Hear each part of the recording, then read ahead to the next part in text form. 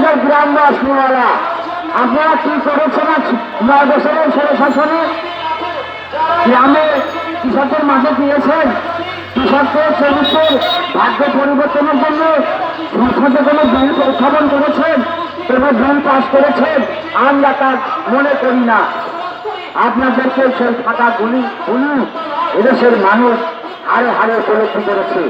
সংগ্রামী বন্ধুগণ, আজকে বর্তমান যে অন্তর্বর্তীকালীন সরকার, ওরা বলছে আমরা সংস্কার করবো। আরে কি সংস্কার করবেন আপনারা? সংস্কার তো করেছেন, সিন্ডিকেট ভাঙছেন না। সিন্ডিকেট না ভাঙার কারণে দ্রব্যমূল্য আলস্য বেড়ে গেছে। আইন বিভাগকে আপনারা পরিবর্তন করবেন। কি করলেন? আপনাদের আমলেও তো মানুষ খুন হচ্ছে, আপনাদের আমলেও তো শিশু কিশোর ধর্ষিত হচ্ছে এবং ধর্ষণের পরে মৃত্যুবরণ করছে। কই আপনাদের বিচার? কই আপনাদের বৈষম্যটি? সংগ্রামী বন্ধুগণ, তাই আমরা বলি ইতিমধ্যে আবার আপনারা নাকি নতুন দল করারও পরিকল্পনা করেছেন, দল করেছেন। আপনাদের দল জনগণের জন্য কতটুকু করতে পারে, কতটুকু করবেন? এই 6 মাসের আপনাদের শাসন আমলে জনগণ তা উপলব্ধি করে। সংগ্রামী বন্ধুগণ, আমি আপনাদের সামনে বেশি কথা আর বলতে চাই না। আমি শুধু এটুকুই বলবো, আজকে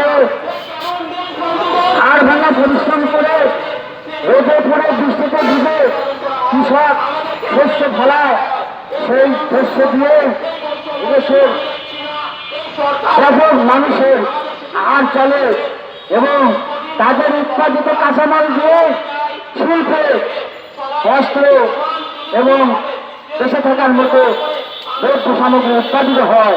তাহলে কৃষক এবং শ্রমিকের ধানের ফসলে আজকের বাংলাদেশের মানুষ বেঁচে আছে।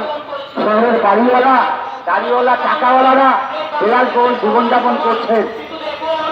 সেই সব মানুষের দিকে না তাকিয়ে যে সরকারি ক্ষমতায় আসেন, লুটপাট করে হাজার হাজার কোটি টাকা সুইস ব্যাংকে সহ বিদেশে পাড়ি জমান এই সকল আমরা আরো আরো উপলব্ধি করতে পেরেছি। তাই আমি মেহনতি মানুষদেরকে বলতে চাই, শ্রমিক জনতাকে বলতে চাই, আসুন আমরা আজকে ওই খুচরা শাসক গোষ্ঠীর নেতৃত্বদের দিকে না তাকিয়ে, খুচরা শাসক গোষ্ঠীর দলের দিকে না ঘিরে আসুন আমরা নিজেদের উদ্যোগে নিজেদের দল তৈরি করি, নিজেদের দল প্রতিষ্ঠা করি, নিজেরা ঐক্যবদ্ধ হই। তবে